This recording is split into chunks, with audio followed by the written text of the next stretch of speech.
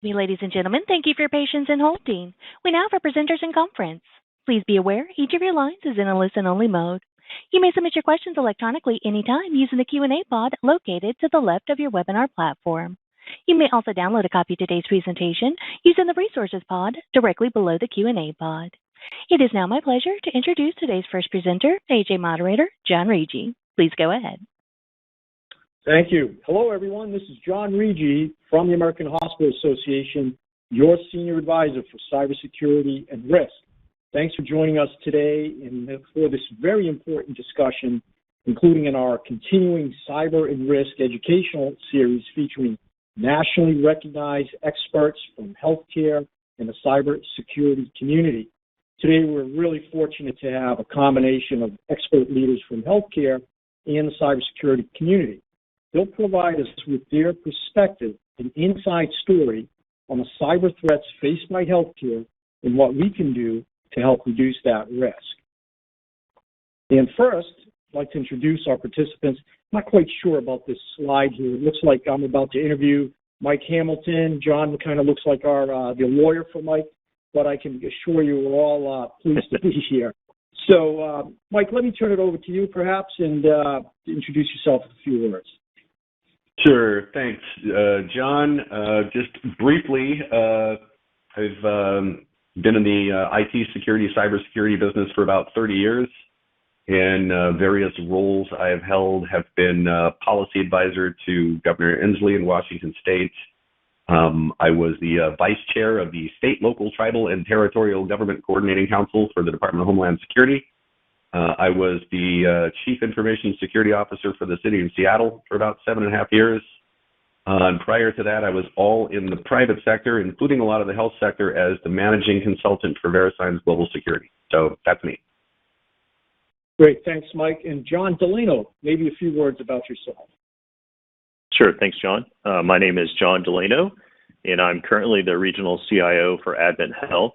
I've been in healthcare IT for a little over 20 years and held multiple roles, including CIO, but CISO for 2 different healthcare organizations during my time in healthcare IT. So looking forward to the discussion today. Great. Thanks, John and Mike. And before we begin, I'd like to talk a little bit about the AHA's Preferred Provider Program. In support of our mission to protect healthcare in America and provide exceptional value for our members, AHA has created a panel of a limited number of highly reputable and qualified cybersecurity service providers to support AHA member hospitals and health systems and in their cyber defenses. The AHA Preferred Provider Program will assist AHA members by directing them to firms like Critical Insights, who join us today, that provide exceptional value in terms of pricing and quality for cybersecurity services. So with that, Mike, really anxious to hear what you have to say about the recent rash of major attacks against hospitals and health systems and what your perspective is. Sure. So let's, what I figured we would do, there are a lot of, so first of all, here in the cybersecurity business, we have a lot of secret handshake language that we use. And it might not be completely obvious to everyone what we're talking about when we say things like zero-day attack. Or what's all this supply chain business about? So before we start doing a little QA as a panel, I thought what I would just do is introduce to the audience some of these things that are going on that are affecting the health sector quite a bit right now, and try to deconvolve, describe, define what these are, and put those in context. So first of all, it's this business about a zero-day attack. So what's a zero-day attack? So think of it this way. There is a process by which you send email, and the receiving side of that is a computer program written by someone. And it says, okay, you know, as I write this computer program, the sender's address is never going to be longer than 255 characters, and that's a real good boundary. So I'm just going to mark out that much memory space that I need for the sender's address. Well, what happens at character 256? What happens is you insert code into the running stack of the memory of the computer, and if you do it just right, you can put executable code in there and run the program of your choice. That is a vulnerability. Somebody figured out that this mail program could be broken. Well, what a zero-day is a vulnerability like that. Some piece of software that can be broken, and you can gain access to a computer by breaking it, and you're the only one that knows about it. And the manufacturer of that software may know about it, but there's no update to fix it yet. There's no patch. That's what a zero-day is. And this has been happening over and over and over, and I think it's incredibly interesting, something that just happened. We know that there was a zero-day vulnerability in Microsoft Exchange, and it was exploited apparently by the Chinese. And as far as I have been informed, the federal government is about to make an announcement, and they're going to identify the Chinese government as having done that. But they used a zero-day vulnerability to do this. Because that was initially espionage, makes all the sense in the world. You can use these zero-day vulnerabilities when you have a really, really good strategic reason to do that. And the reason is you don't want to burn them up, because as soon as you use it, everybody's going to know about it, and it's no good anymore. So using that for espionage, that's typically where we see it. Well, actually, it just happened again in this Kaseya compromise, where a piece of software, we'll come back to this, but a piece of software was compromised using a zero-day, and it was used to do very broad-scale organized crime activity. And this is the 1,000 or so organizations that all simultaneously got ransomware last week. So hopefully everybody knows about that. So again, it's usually used in the context of nation-state activity, not always. So when this Hafnium business happened, hospitals, the health sector, absolutely had to jump on this, stop what they were doing, treat it as an incident, and get in front of this. So these will catch you by surprise. Now, what do you do about these? Well, your antivirus, your endpoint security agent, if it's just antivirus, uses signature-based technology, which means I can see something and I've got a signature of it in a database that tells me I've previously determined this is bad. That's how signature-based technologies work. Guess what? For a zero-day, there's nothing in that database. There's nothing for it to find. So these signature-based technologies are of no help. However, if you're using one of the newer endpoint security products like CrowdStrike, FireEye, Cylance, Carbon Black, Windows Defender, turns out to be actually a good one. I'm not going to enumerate these controls here, but if you look, there are a number of ways that you can set settings in Defender and these other products to try and guard against the really sophisticated ways that these zero days operate, right? So again, they're trying to punch something into memory where they can run this code in memory. There are ways that we can detect that. At the network level, you can also detect, just weird behavior. So let's say that, this zero-day thing lands and Defender doesn't have this in any kind of a dictionary to go look up, and so it succeeds. You now have this malware on a computer. Well, then that computer is going to start doing things like looking around the network for the good stuff, and it will do that by trying to enumerate SMB shares. That's the way that Microsoft shares disks across a network, right? Shares storage. Well, if you see this and this computer has never done this before, this person at this computer has never done this before, that will send up an alert, and it's a very high fidelity alert. So this is, over and above this signature-based detection, and back there on the back end, Microsoft's got their AI, ML, all this stuff, just like Carbon Black and CrowdStrike, and they all do this, and it's to detect aberrational behavior. So while your signature-based detection may not have got it, what happened? Our slides reverted back to the beginning. The detection of user behavior aberrations will get it. So now, one key capability you need to use in this, there's a little headline there about how someone survived one of these, rapid asset quarantine. And again, with the newer endpoint agents, most of them, almost all of them, have this capability to do a remote quarantine. So even if somebody's working in their home network and you get an alert that goes out and says, this person coming over the VPN looking for SMB shares or trying to find other things on the network, they've never done this before, you can pull a little trigger and put them in a network jail. And that way you can examine that computer, but it cannot talk out, so nothing can spread. This is a key capability, and there's a propane distributor there that put out a fire. Okay, that's a strange metaphor to use for a propane distributor, but put out their little fire in 8 seconds, and they have the measurements to show this. So, key capability. Now, remote users, everybody's working at home. It is becoming increasingly common for users to be bringing stuff back into offices that have picked up some kind of internet cruft. Remember, when people are working at home, they don't have the same controls that you do when you are working in your facility and you've got your security team, keeping an eye on things. And it's not just at home. People have been to coffee shops, airports, free Wi-Fi networks all over the place. Now, some of this appears to have been definitely targeted, and a lot of this is just bad habits on the computer users. The internet is not a nice place, and the more you surf the internet, the larger the likelihood is you're going to pick up some of this cruft. And then if you bring it into the office, very bad things could happen. There's social engineering is being used, meaning that research is being done into organizational structures, and assumptions are being made about who's working at home and under what conditions, and this kind of information is being leveraged to gain trust and to get people to accept links and things like this. And some of this is directed at business email compromise. So if I can get access to your computing network, I can figure out a way to get into that email system and start sending email as your organization. And if you're a vendor to the health sector, then I'm going to say, hey, we just made a change. COVID has us changing our bank, and so I'm going to give you a new bank routing number now for our invoices.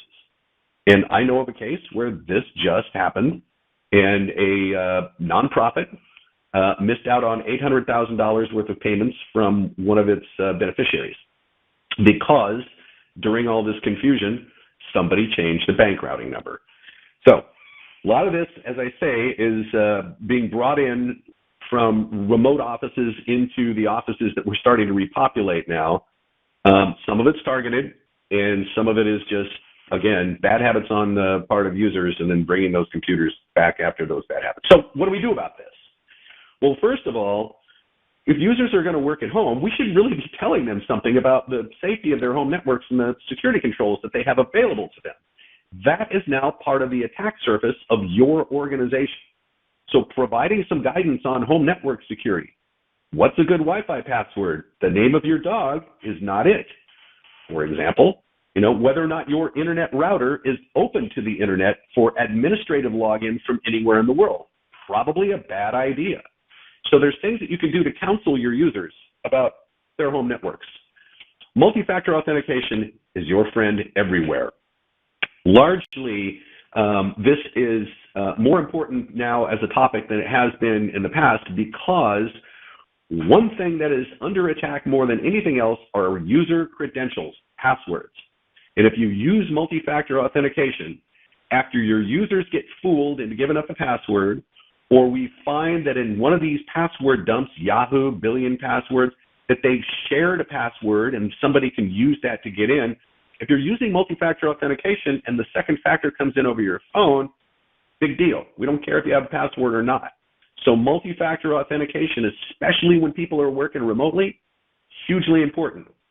It's also good to have some kind of access method that's not just a direct tunnel into the network.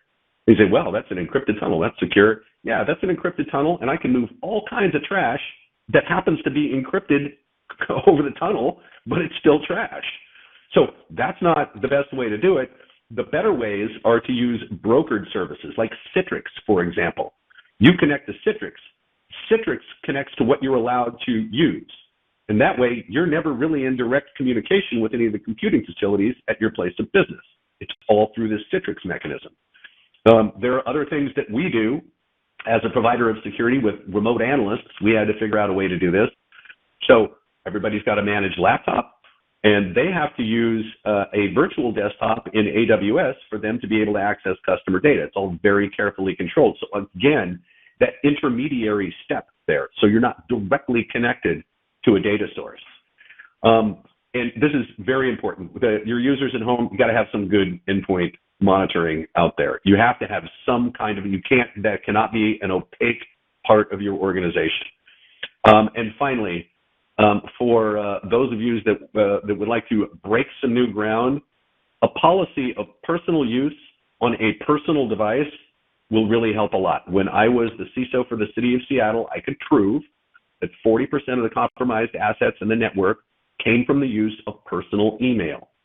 So your organizational email, spend a lot of money to clean that up, and if right next to it on a computer screen is a web browser open to Bubba's email service with no controls at all, what good did it do to spend all that money?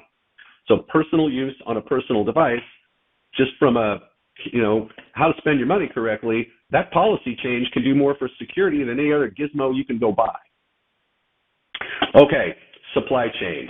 So this Kaseya business, Kaseya is a company that manufactures software that's used for, among other things, remote access. And the users of that are managed service providers. That's outsourced IT for businesses that don't want to run their own IT department. Largely, these are smaller businesses. So that product was compromised, and it was sent out to their MSPs, who sent it out to all their customers. And now everybody has a compromised, exploited version of the software on their systems, inviting the bad guys to come in and lay the ransomware. And that's exactly what happened. More than 1,000 organizations all at once got ransomware last week. That's another example of a supply chain attack.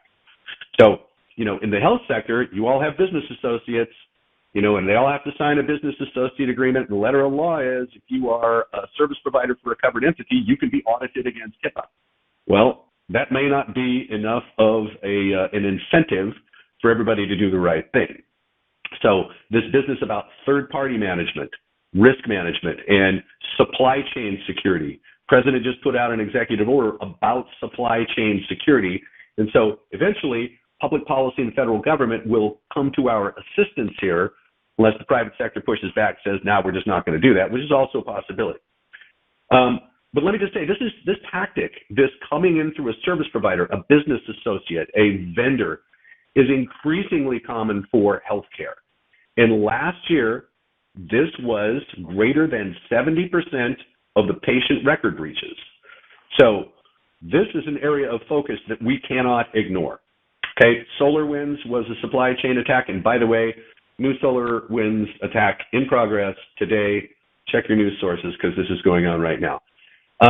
Also, this supply chain business is rampant in business email compromise as well, just fooling you into changing routing numbers, into paying an invoice you shouldn't pay, things like that. So what do we do about this? So definitely your third-party risk management program has got to evolve to respond to this. And I will say that your number one friend is procurement. If you have security requirements during the procurement phase and you're evaluating your vendors in part based on the security of their product and their ability to demonstrate security controls, you're doing yourself a big favor. You just push the cost for security onto your vendors rather than buying a product and accepting the responsibility for securing it yourself, which is usually the way we do things. So very important, your procurement process. If you do develop software, you're going to have to look all the way back in the chain to see what open source components have been implemented, for example, or partner products that are in there. You're going to have to watch those because when they go bad, you've gone bad. And this is happening, again, with increasing frequency. And this business about business email compromise, we're losing $2 billion a year through this, just from people sending away money that they shouldn't send.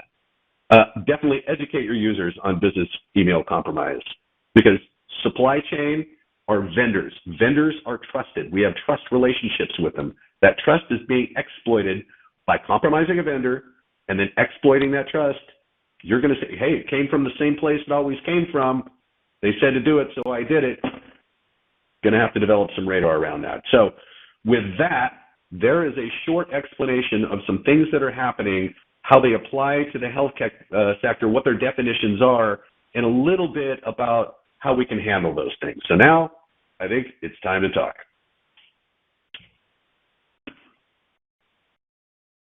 John, can't hear you.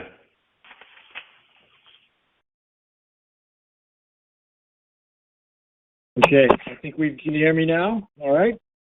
Thanks, Mike. Very insightful, is useful, and obviously these are the things we have to deal with every day. It's the latest zero-day attack, supply chain. You mentioned third-party risk. It's really even up to fourth-party risk, because we have to understand how our business associates are exposed to risk within their own organizations. CASIA could, in theory, be a fourth-party risk after the MSPs that are servicing their organizations. So, John, I've listened to Mike here, and I've taken a lot of notes. I know you took a lot of notes as well. So let me ask you now, as a practitioner, you have to deal with this, right? I just advise Mike's services. You're the practitioner. You own the risk in your organization. So in terms of real zero days, how real is the threat of 0 days being used against the health sector? And my understanding is that once a 0 day has been used, its value drops considerably, as will be identified and described. But how real is the threat? How real is that to you, John? Yeah, John, I think that, the threat's extremely real. We've seen examples here in the recent past with SolarWinds and certainly Kaseya, and who knows what else is lurking around the corner. So I think that it's very real. One of the things that I think, and Mike did a great job of kind of talking about things that we can do. Certainly the realistic part of it is that healthcare is a 365, 24/7 environment. So, it's very difficult for us to take systems down and do patching, and some of these things are just, difficult within healthcare to implement.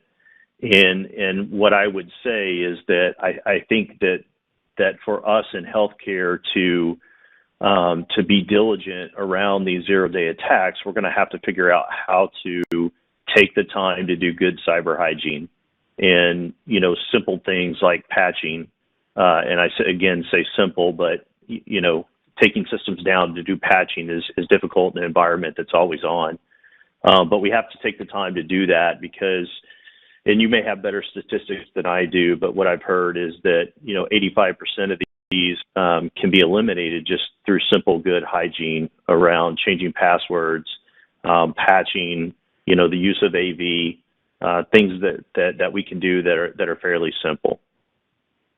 Yeah, great insight there. And Mike, your point about having systems that are behavior-based, antivirus systems, pure antivirus is not the solution based on signature, right, but looking for anomalous behavior. Mike, kind of same question to you, right? So, we just got hit with the 0 days that you talked about, which resulted in the hundreds of thousands, perhaps, of organizations being compromised. What do you think, from your perspective, will there be more of these undetectable exploits in the future? You alluded to perhaps this is ongoing. I know from my background at the FBI, sophisticated criminal organizations and nation-state actors, cyber actors, closely held their 0 days for exploiting espionage operations, and it's as all intelligence agencies do, and perhaps they're working with criminal organizations. But again, what's your perspective on these undetectable exploits in the future?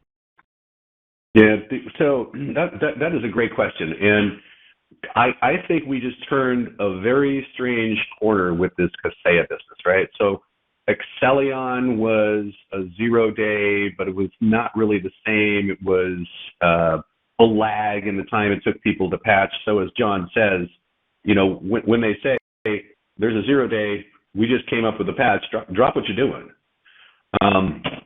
But the use of a 0 day by a organized crime rather than a nation state may portend a troubling trend that's coming up. So that there are companies like Zerodium and others, and what they do is they find vulnerabilities and then they sell them. And the extent to which organized crime can finance the purchase of those things is not in question. And when we see something like what just happened, which a global attack, I mean, let's face it, that's what it was. It was limited to a couple of thousand organizations, and for whatever reason, they used a smash and grab technique rather than a gain persistence, be very careful about what you're trying to encrypt, make sure it really disables the organization.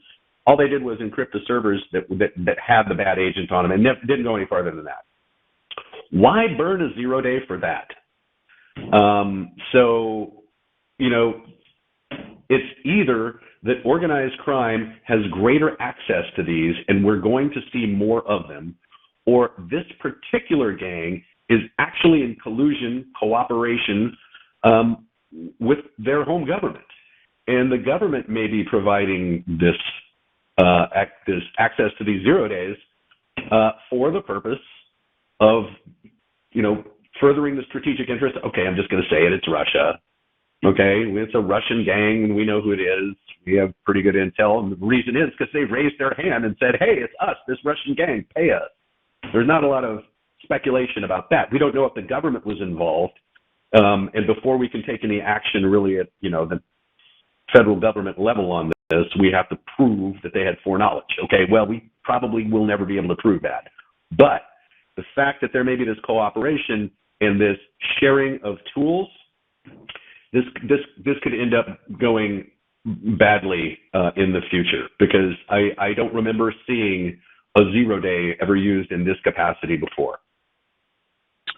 Yeah, interesting observations, Mike. Obviously, my perspective has been formed from my time at the government and the intelligence community.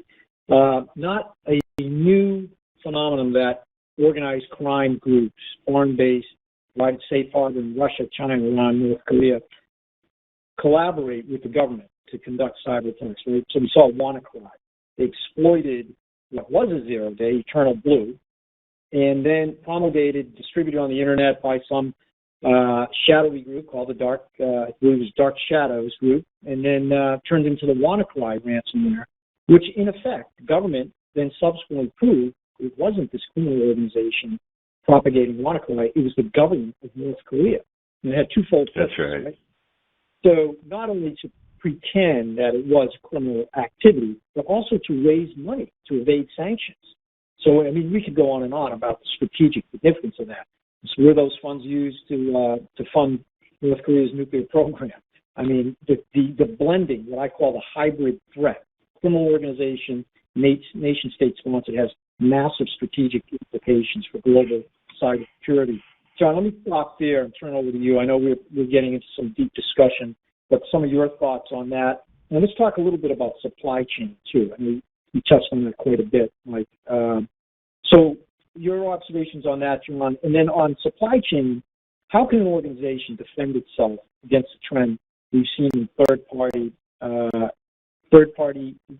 originating risk and third-party products being used as attack vectors? So it was 2019, we had American Medical Collection Agency responsible for compromised 20 million individuals. Last year it was Blackbaud. This year it's Acceleron. Blackbaud. Right, SolarGate, SolarWinds, and even some of these latest ones with Kaseya. So when a piece of hospital technology uses components, John, that are sourced from third, fourth parties and that the hospital knows nothing about, how do we address that exposure? And let you point to the Urgent 11 vulnerability that were identified third and fourth party software in medical devices. Some of those companies didn't even exist anymore. They were full of vulnerabilities. How do you deal with that, John, in a hospital setting?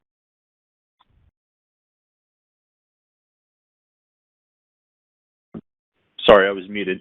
I wish that I had a silver bullet, and you know, certainly some of the challenges there from a supply chain perspective is that, you know, we deal with vendors that use a lot of legacy technology, and a lot of vendors that hide behind FDA certification as a reason not to update their products because it's expensive and time consuming to go back through that certification process. So, you know, we're kind of left with one arm tied behind our back already, dealing with vendors. And I think that, to Mike's earlier point about the requirement from the president or an executive order is what we're going to need to really help us with a lot of our vendors. I had shared with Mike, and I won't go into a lot of detail, but you know, I was fortunate enough in a past life as a CISO to have hired a security expert onto my team that was a little bit of what I'll call a gray hat, and did a lot of analysis of systems that we had connected to our network, and one particular vendor we found a cross-site scripting error that allowed access to anything within that cabinet. And we tried to take that to the vendor as a, hey, want to make sure you're aware, let's fix this and make sure that we're secure. And what I got was a cease and desist and threatened with a lawsuit if I said any more about it. And so I think that there's really got to be some pressure put on our vendors and some help from the outside so that they start baking security into their products, and they really help us get off of some of these legacy systems that we're strapped with. And of course, they have to be on the production network, because now information sharing is more critical than ever. And so we need data out of those systems to go into our EMRs, to go into a data warehouse or whatever we're using. And so I think that pressure is what we're going to need. Some things that are difficult to do is nail the vendor down so that we can do whitelisting and say this application only needs to talk to these three things, and then we can build those rules to limit that device or limit that application from talking across the network. But most of the time, I found that vendors can't even articulate what ports they need to allow, or they'll tell you that I need all UDP ports open because it just picks one at random. And of course, there's 65,000 ports, and that's not practical. So I think that the vendors have to come alongside to help us. And another thing I think would help, I heard it mentioned a few years ago that the government was looking at doing some kind of security rating for these vendors, something like the STAR system that we see when you Energy Star system that when you buy an appliance, it's been rated. And so, something like that, I think would be a benefit as well. Yeah, interesting perspective. And your commentary about understanding how the software works, right? So SolarWinds Orion, for instance, platform, if it had been clearly known which IP addresses they were supposed to be communicating with, what that behavior was supposed to mimic and sense, what normal behavior was, I think that would have helped detect the anomalies there. And Kaseya as well. Again, understanding what is normal traffic for that software, I think based on behaviors, analysis would have helped detect that potential compromise. Software bill of materials, we've talked about this at the AHA quite a bit in terms of medical devices. Our position has always been to the medical device manufacturers. We want hospitals, their customers, to have a software bill of materials. What's embedded? What third, fourth-party software is embedded in these devices, and provide lifetime support.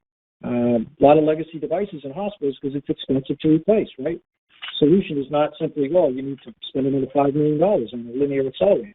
Well, what we need is that linear accelerator to be updated, and because the lifespan is 15, 20 years. Let me stop there because I could go on and on.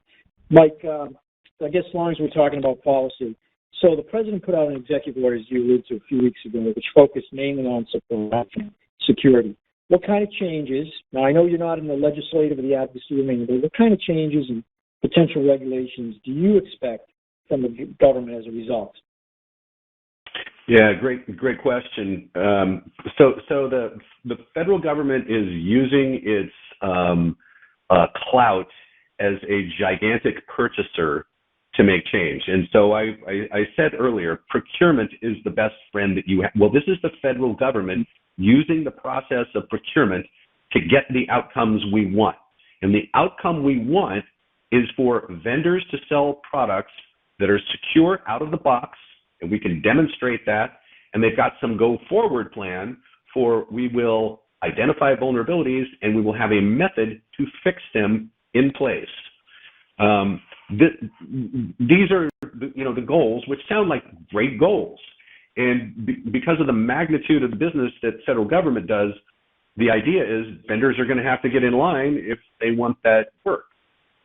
And a lot of the private sector is now saying you aren't really that big of a purchaser, and this is going to be hugely expensive for us. And so it's not clear how this is all really going to happen. I think, we have this analogy of you pointed out, the star ratings for buildings, the underwriter labs ratings for products, right? We need something like that.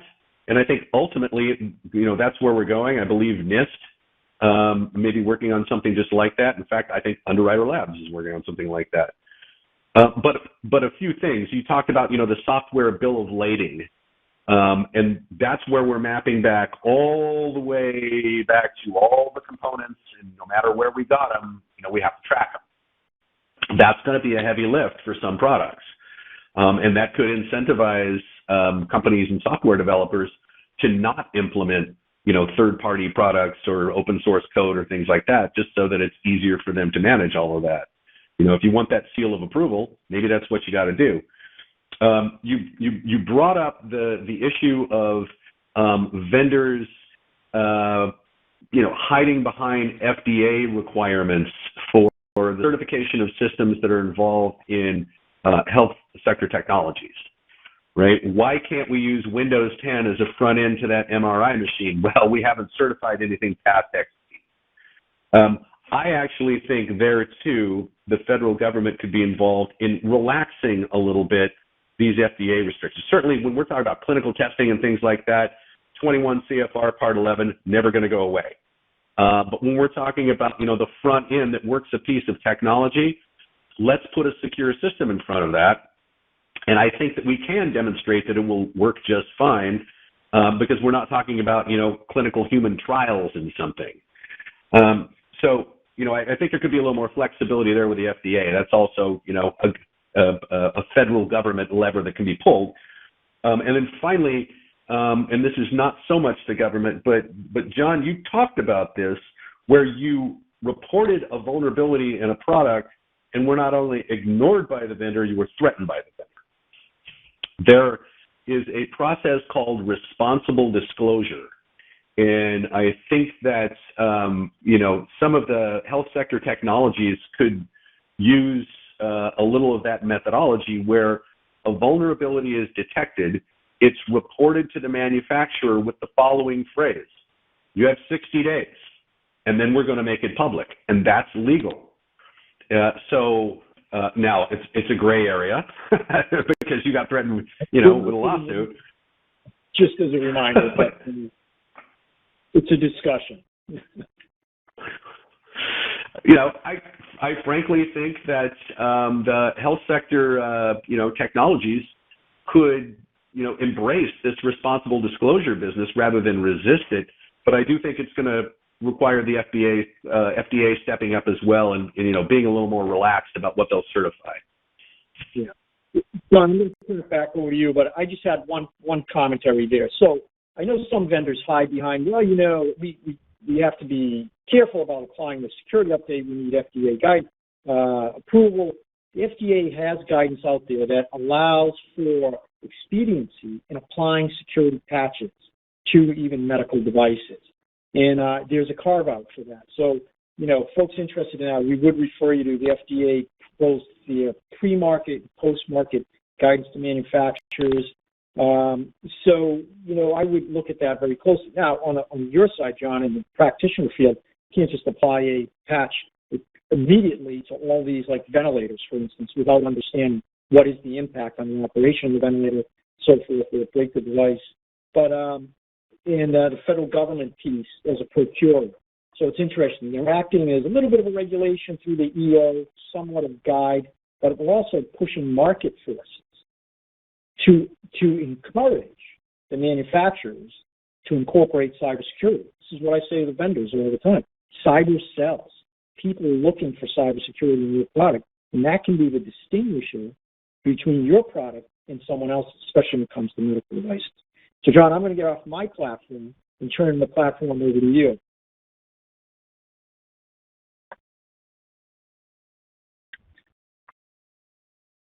Yeah, and I'm sorry, John. Just following up on that, agreed. So some vendors are better than others, and I see some some comments in the Q&A that kind of echo that. You see some vendors that understand that and some that don't. And so I think back to Mike's point, having the FDA being a government organization become more of a partner. We saw HIPAA relaxed a little bit during COVID when it came to doing video visits and the use of things like FaceTime and those type of things. So it can certainly be done, and it's not unprecedented for sure. Yep, agreed, John. And I'm just looking at some of those comments popping in, and it's really, you need some regulation, right, to encourage them. There's market forces to encourage driving manufacturers to implement good cybersecurity.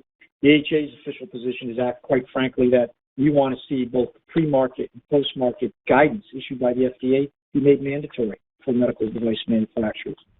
But so let's go over back to, we talked a lot about work from home, right? This phenomenon that was forced upon us by the pandemic, the immediate rapid expansion of remote networks, telehealth, telework, telemedicine, cloud services, massive amounts of endpoints being connection. And I think you alluded to this, Mike, but from your perspective, has there been a measurable uptick in the number of compromised systems that are brought back into office settings? We're seeing that migration now, but are the numbers really playing out to what we actually fear? Yeah, I would say anecdotally, the answer is yes, because we've seen some of it, and I've seen some open source reporting about how more of the the field systems that are coming back in now, are coming back in compromised. And again, I think the question is, was just this random tripping over something on the internet, or was somebody actually targeted and is something lying in wait? For you to bring this thing back in the office, and that may depend on who you are, what your role is in the organization. And certainly how you've behaved with computing technology. The question to me is, is this happening more? Yes, I think it's happening more, and I think it's, there are a number of reasons why it could be happening. But what we need to think about is what we're going to do about it. So, did you guys lose audio? Do you still hear me? Yeah. As we're bringing back, assets and people into the office, let's do this in a controlled way.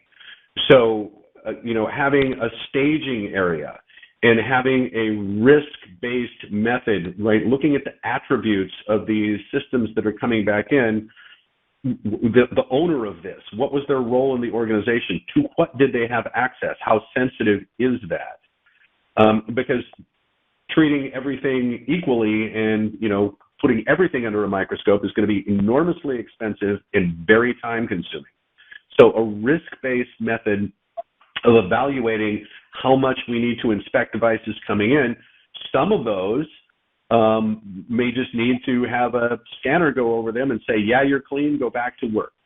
If you are someone that handles money for the organization or an executive in the organization, we may want to preserve evidence a priori just in case we need to come back for it later. And that evidence preservation is not just make a copy of the disk. That won't hold up in court, or that is not legally defensible to the extent that it ends up there. You have to do that very carefully with specialized software and make a byte-for-byte copy of something. So, evidence preservation is probably a decision point. Exactly which systems get more scrutiny is going to be a decision point. How you stage these coming in, if we were talking about 5,000 users coming back, they can't show up on the same day. So how you manage this, and I will say too, I put together a paper with somebody here in Seattle for our local InfraGard on exactly this. And I don't have it handy, but if somebody wants to email me, we're certainly willing to share that. But yes, I'm seeing more of this being reported. We've seen it ourselves. And I think that the main takeaway there is we need some way to do an intake process that doesn't cost a whole lot of money, doesn't take forever, but meets the requirements of scrutinizing the high-value assets that are coming back in, potentially based on what was the role of the person using it. Right. So it makes total sense. Like, John, from your perspective, how are you handling this situation? Yeah, and I might be a tad of an outlier here. I mean, certainly we're used to dealing with computers leaving our environment and coming back. So we've been using laptops for years, and policies and things that we put in place to protect those devices when they leave our network and come back are true for desktops and other devices that people may have taken home during the beginning of the pandemic, and certainly don't have all the answers there because as an organization we're just getting ready to start bringing people back into the office, and so having those devices come back in, those conversations are still taking place, and I agree with everything Mike said. I just think we've been using a combination of VPN where those devices are staying up to date with antivirus, they're staying up to date with patches and other things that we would push to them while they're on our network.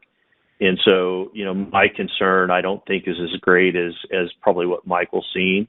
And so, he mentioned early on about education. I've been a big proponent of that. So for years as a CISO, I felt like my best defense, because we're all engaged in security. Every end user is part of your security program. So, certainly, I don't want to paint that people don't care about the work network, but they care more about their home network. And so, taking the education approach and saying if I can train good use habits at home, it's going to carry over to work, and not vice versa. And so, educating users on, hey, that router you bought to set up your home network comes with a static password that every Linksys router in the country has. So make sure the first thing you do is reset that password. Now, again, going back to what we could do from a supply chain perspective is we could work with those vendors to make sure that it enforces a password change rather than just allowing you to continue to use the default password. But that's neither here nor there. The main thing is that some people don't think about that. They're worried about getting it out of the box, setting it up, and once it's connected and they're on the internet, they're ecstatic and happy. So making sure that they understand those those best practice techniques of making sure that you reset that. It's not your dog's name. It's not your street address. Those kind of things that people tend to do. So I think education is key.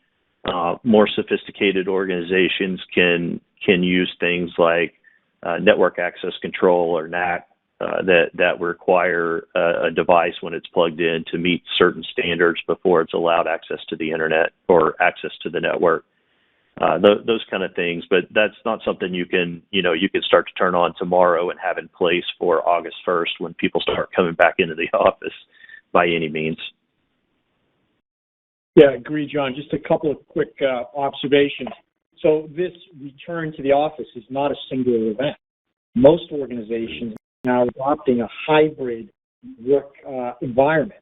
So maybe it'll be 3 days in the office and 2 days at home. So this will be a continuing issue that we all have to deal with. You have staff going from home to office, back and forth. So it's not like, hey, we just roll all the devices in and we'll check them and scan them and you're good to go. No, because they're going to be back at home the following day. So, and as to your points as well, Mike, ultimately the first stage of these technological attacks, these cyber attacks, start with a psychological attack against a victim, the end user, trying to get them generally to deceive them to click on those malicious links and emails.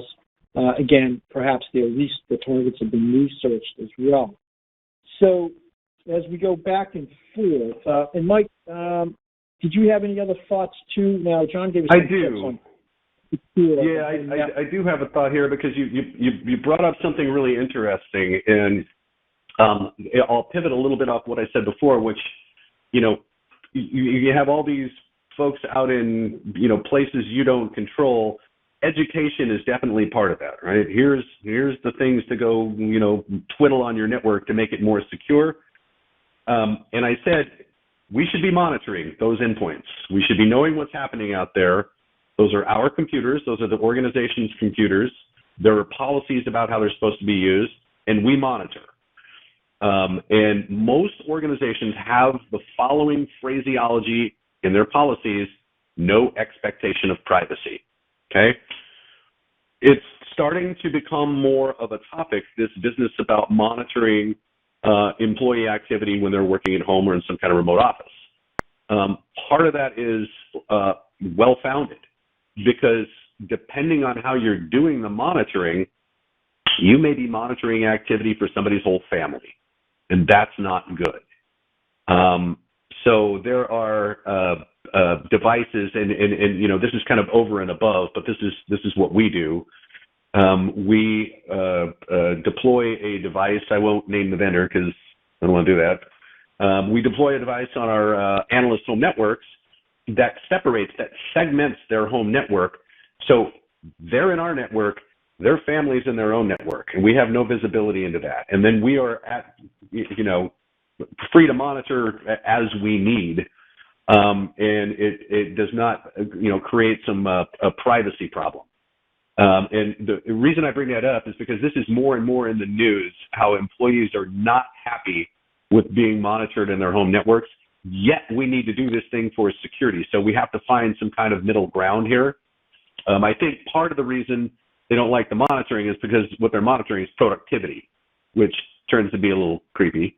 But the fact that your family is there doing things that shouldn't show up on, a hospital's monitoring system is a real thing. So I would say that, as well as the education, depending on how far you're willing to go for this. If you look like you're going to have a hybrid environment or a remote environment going forward for the foreseeable future, you may want to invest in some of these products that will segment someone's home network so that your part of it is clear and the rest of it is also clear, and it's not all mixed up.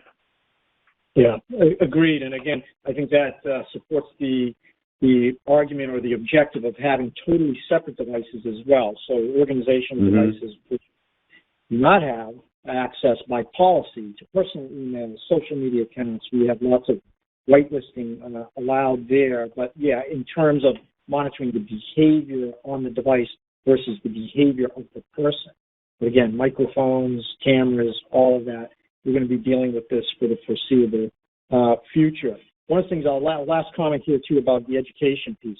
One of the things I strive to do to help folks understand the priority of cybersecurity is help them leverage this culture of care which already exists in healthcare. We have staff that are predisposed to protect and care for patients, helping them understand that cyber hygiene is just as important as medical hygiene to protect the patient from harm. I think will go a long way. What do we mean by that? Good cyber hygiene can prevent a ransomware attack, which could prevent a hospital, a ransomware attack, as we know, resulting in ambulance diversions, medical devices being rendered inoperable, and creating potential risk for patient safety. So I like to try to link those two concepts together to help staff understand why it's so important. Protection and privacy of data is important, but secondary to protecting care delivery and patient safety. So I'll stop there, and just let me open up, Mike, real quick, and John. And I think we're going to talk a little bit. It's been a great discussion. Mike, you're going to tell us a little bit about critical insights. But John, any final thoughts before we turn it over to Mike for some closing comments? No, I think, John, you said it well. Cyber hygiene is as important as medical hygiene, and I think, those are things that we can do that are relatively easy and mostly free.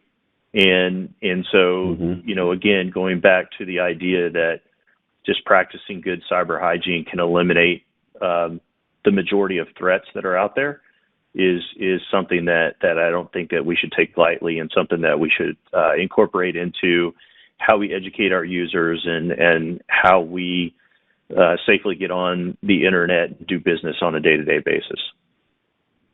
Great. Thank you, John. Really a pleasure to see you and talk to you again. And Mike, let me turn it back over to you and tell us a little bit more about critical insights. Sure. Before I do, I want to address a couple of questions in the chat here real quick. So Shane is asking, if using a brokered service like Citrix NetScaler, good choice, is the remote worker's home a significant concern? Yes, it is, because if you're using Citrix, what that means is junk that happened on that computer can't get past Citrix. But if you bring that computer back into the office, it's still got junk on it. So that's that. And then Glenn is asking, what's the name of the product?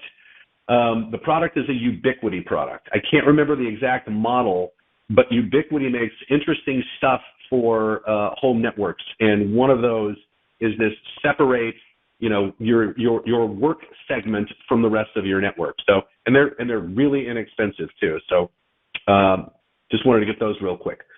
Okay. So we love working with the AHA as a preferred provider. And we have interesting healthcare packages, which we think are tailored really well to mid-market organizations, right? The ones that have difficulty attracting and retaining qualified practitioners. Let's face it, if we were neck deep in cyber people and they were $30,000 a year apiece, we'd hire our way out of this problem, but we're not there. So, Critical Insight, CI Security, fundamentally does two things. Number one, we monitor our customers' networks and we kick the bad guys out, meaning that we'll see a little grease fire start on the stove and we'll put that out before the house burns down. The other side of the company is professional services, and there what we do is we can do your penetration test, help you with your vulnerability management, help you devise a third-party risk management program, make sure your compliance activities are all being done so that you can survive an audit, et cetera, et cetera. And what we've done is we've combined professional and managed services into packages that fit healthcare really well. So that way you can, and some organizations actually do this, they just pitch security over the fence to us and say, you guys handle it. We're sick of it. Patient care is our business. You guys do security. So in a nutshell, that's what Critical Insight is about. Where we came from is a strong focus on the infrastructure that is at the scale of our lives. If I get another letter from a credit card company, I don't care. But if I call 911 or a hospital call center and it doesn't work, that may be the worst day I ever have in my life. That's why we focus where we focus. John? Thanks, Mike, and thanks, John. Thanks for what both of you do to help protect healthcare in our communities every day. And I want to thank all our listeners for tuning in today for what you have done during the pandemic and what you do, continue to do, to care for our patients, care for our communities, and protect us all from these cyber adversaries. So this has been John Riggi for the American Hospital Association, your senior advisor for cybersecurity and risk. Stay safe, everyone. Thank you, ladies and gentlemen. This concludes today's presentation. You may now disconnect.